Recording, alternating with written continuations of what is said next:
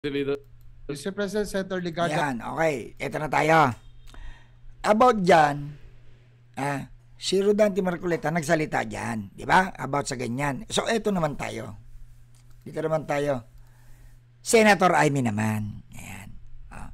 Ano yung naging niya, yung reaction niya dito sa sinabi ni Ping Lacson? So, ito ngayon ang banat. Ito ngayon ang banat ni Senator Amy.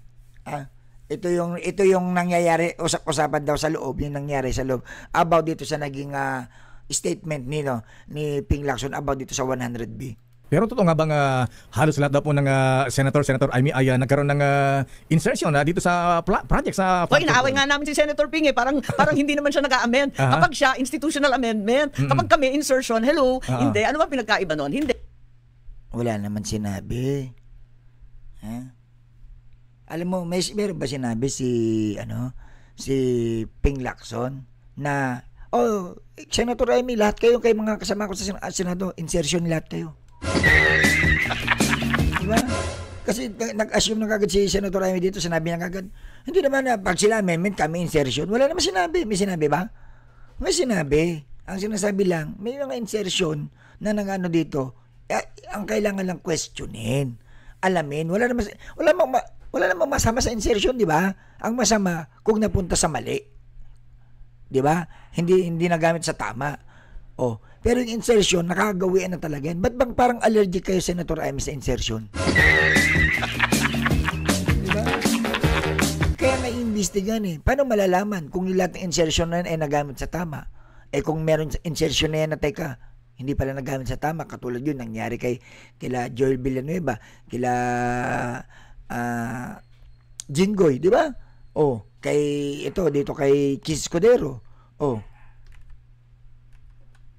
Pero totoo nga bang halos lahat daw po ng Senator Amy ay nagkaroon ng insertion dito sa project sa inaaway nga namin si Senator Ping parang hindi naman siya nag-amend. Kapag siya institutional amendment, kapag kami insertion, hello, hindi. Ano ba pinagkaiba noon? Hindi. Ang trabaho talaga ng senador, alam naman niya at alam namin lahat, ay katulad rin ng mga kongresista, tignan yung budget ng Pangulo at ayusin, dagdagan, bawasan, pakiusapan. Ganoon naman talaga yon. Kaya may pagbabago mula sa pag-submit ng presidente sa SONA hanggang sa pagdating ng December, yung final na budget. May pagbabago talaga doon. Hindi naman ibig sabihin yung 100 billion insertion, ninakaw lahat yan ng senador at congressman. Walang sinabing ganun, Senator Amy.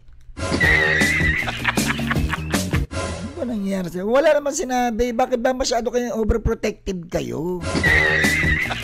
Walang sinabi si Senator Ping na ninakaw.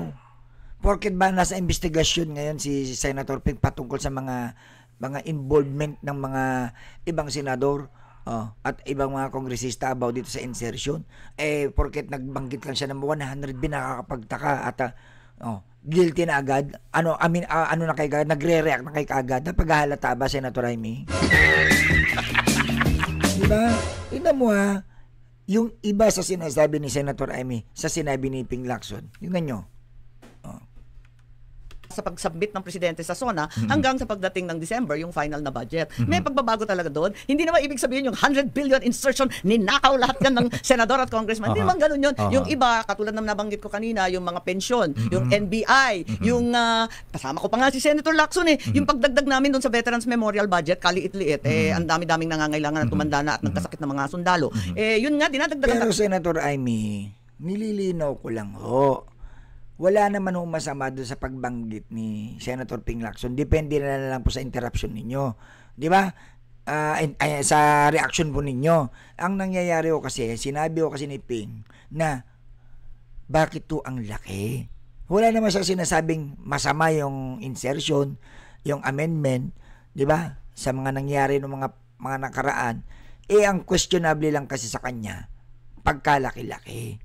Hindi nyo mayaalis kay Ping Lacson yun dahil nga veteran na siya sa Senado. Alam niya kung ano lang yung nakagawian. Kumbaga ganito lang yan dahil matagal ka na sa trabaho mo, sa trabaho nyo. Alam nyo, parang ganito lang yan nagtatrabaho ka sa isang grocery, sa isang kumpanya, ikaw yung supervisor, na ito lagi ang ginagastos ninyo sa mga marketing ninyo. Ito yung lagi expenses ninyo sa marketing ninyo. Taon-taon ganyan. Then, dumating ang 2025, doble or triple yung naging expenses. So, magtataka itong supervisor na, teka, ba't ganito? Hindi naman, ngayon lang ako nakaranas na ganito, kalaking expenses. Parang may something, di ba? O, na kailangan imbestigahan. O, ano masama dun? Di ba? Kasi totoo naman eh. Masakit ba magsabi ng katotohanan si Ping Lacson? Ang sabi niya, ngayon lang nagkaroon ng ganito kalaking insertion at mga amendment, di ba? O, ngayon, bakit? O, para at least malaman kung may kinakatakot ba silang pwedeng imbestigahan ni Ping Lacson dyan? Dahil natatakot ba sila dahil si Ping Lacson ay magaling na investigador? Matindi ang intelligence ni Ping Lacson? Oh, naalarma ba yung ibang kapwa mo, Senator Amy? Kaya medyo todo kundi na kayo ngayon kay Ping Lacson?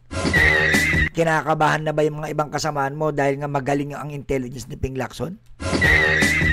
Real talk lang. Talaga namin kasi kawawa naman, tapos hahanapan mo syempre ng pera yon sa ibang budget. At saka siguro ma'am, okay lang na magkaroon na ayan, si Senator JB galit din kahapon ayan, inaamin niya meron sa insertion pero hindi sa flood control project. Wala, hindi sa ganun, pampira naman. Kung minsan may flood control sa Ilocos Norte, hindi natin nagre-react kasi kay kagad, wala namang sinabing masamay. Na mapagkakaila, libawa sa Solsona. Paano ka naman puros bundok doon nawawash out, nala-landslide. Talagang magkakaroon ng flood control, wala nang tulay na out na yung mga kalsada, naging karayan na lahat ng bukid. Ano gagawin mo? Di syempre ayusin. Pati karayan natin wala lang ang tubig eh. Kaya nga pati karayan talagang tuyot na din. Di ba? So, yun lang po, no? Yun po yung naging, issue na kung saan, dito po sa pagbanggit, na nabanggit, itong paliwanag po ni Senator Ping na sinasabi niya, nagulat siya dahil sa tagal niya nasa Senado. Ngayon lang siya nakaranas ng ganito na kalaki na insertion at yun ang kasama ng amendment doon na hindi naman naranasan ito ni Ping Lacson noon. So pinupunto niya na baka nga dapat nga talaga maimbestigahan din itong mga insertion na ito, baka meron pa tayong malaman, diba? So para bang ganito, gusto ko lang paintindi mga kawalat sa mga nanonood, para bang ito yung lungga ng mga magnanakaw, yan, diba?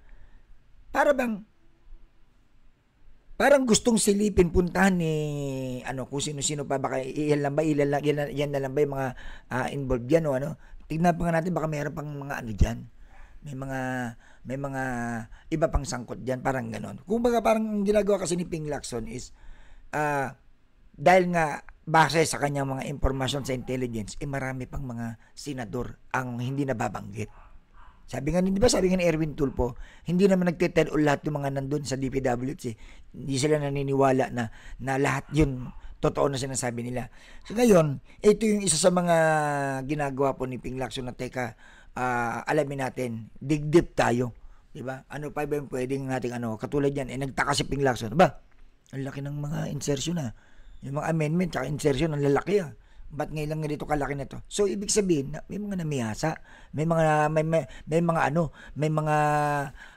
nakalaya sa lungga, 'di ba? Dahil ang daming perang pinapakawalan di ba? So imbestigahan. Mali mo sa investigasyon na 'yan, magkatugma-tugma ngayon sinasabi ng mga ibang mga witnesses na sinasabi nila, mga politiko na babanggit nila, magkatugma-tugma nga, 'di ba? Di mas napadaling investigasyon, ang problema po mga ka-all right. Yung iba umaalma. Alam mo, nagre-react sila kahit hindi naman sila pinapangalanan pa. 'Di ba?